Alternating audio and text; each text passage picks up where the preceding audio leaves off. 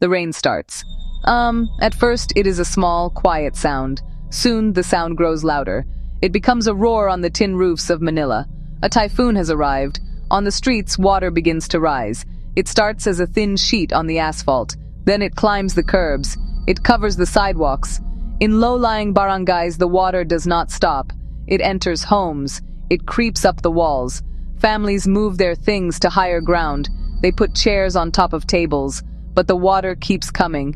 Why does this happen? Why do our cities flood so much?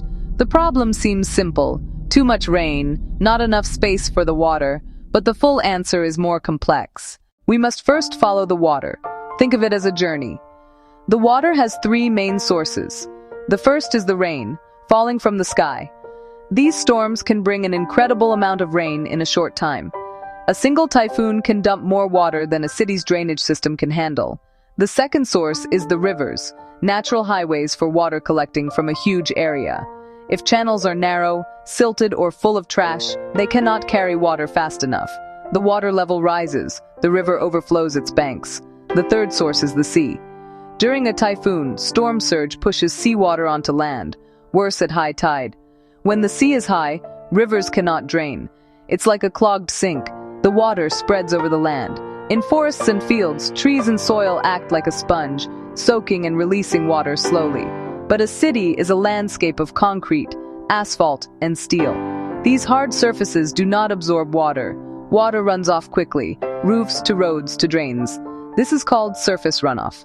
In a modern city, the amount of runoff is huge. The system is often overwhelmed. Humans have reshaped the land. Our cities have grown quickly, often without a good plan. We have built over the natural paths water used to take. On grass, rain soaks in. On concrete, it has nowhere to go but sideways. Flow gathers speed and volume, a harder challenge for drains. In Metro Manila and Cebu, many live in informal settlements in high-risk areas, rivers, estuaries, and low-lying coast. Houses crowd the water's edge, narrowing the channel. When heavy rain comes, rivers need space, but homes are in the way. The river has no choice but to overflow. Many waterways have become dumping grounds, plastic bags, food wrappers, and other garbage. Trash clumps into dams that block flow. A few bags and silt can stop a drain meant to move thousands of liters. The real damage is underwater. Garbage clogs the arteries of the city's drainage system. Large projects, reclamation, river narrowing, wetland and mangrove removal disrupt natural drainage. Solving one problem, we create a bigger problem. A city more vulnerable to water. Our cities have drainage systems, pipes, canals, pumps, designed to move water away. But many are old and too small, built for a smaller, less paved city. Modern typhoons overwhelm these systems. Water backs up, the system fails. Maintenance is crucial. Drains fill with silt, sand, and garbage. Capacity plummets. A large pipe half filled with mud can only do half its job. Larger waterways need sustained dredging. Too often work is delayed or done poorly. Even a well-designed system can't work if it's clogged.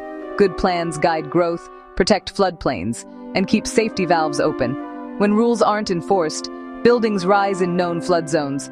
Corruption wastes money, awards contracts to unqualified firms, and uses cheap materials.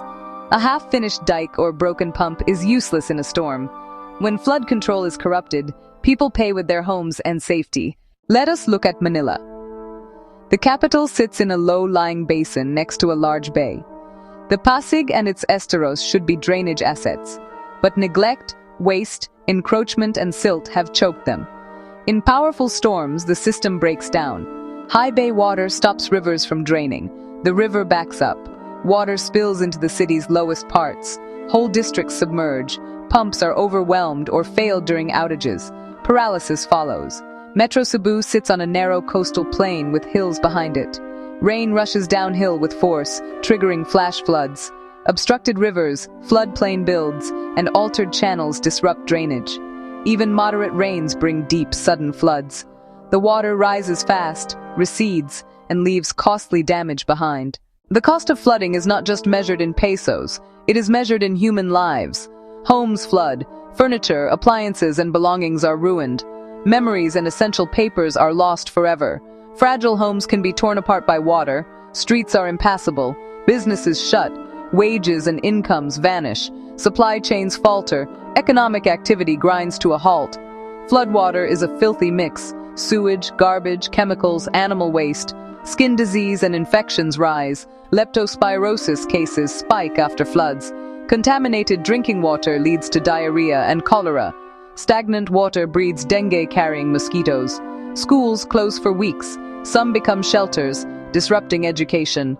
Stress and trauma linger, eroding trust and hope. The problem is complex, but solutions need not be.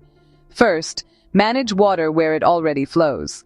Cleaning and dredging must be serious, sustained, and regular. Enforce the law and clear illegal obstructions. Give rivers room to breathe.